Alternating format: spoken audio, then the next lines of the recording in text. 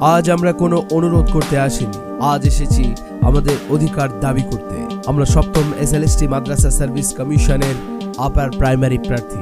আমরা পরীক্ষায় পাশ করেছি, মেধা তালিকায় জায়গা পেয়েছি, তবুও আমাদের জায়গা আজ স্কুলে নয়, আদালতের বারান্দায়, ধুলো জমা ফাইলের নিচে।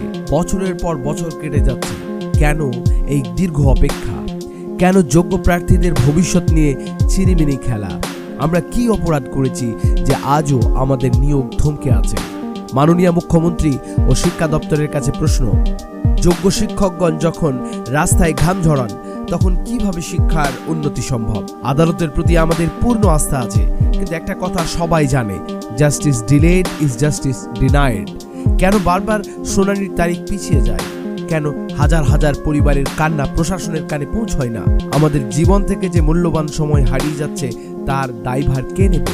শুনে রাখুন প্রশাসন, আমরা চাকরি ভিক্ষা করতে আসছি না, আমরা আমাদের ন্যায্য পাওনা বুঝে নিতে আসছি। খুব শীঘ্রই হাজার হাজার বঞ্চিত প্রার্থী নিয়ে আমরা পৌঁছব নবান্নে।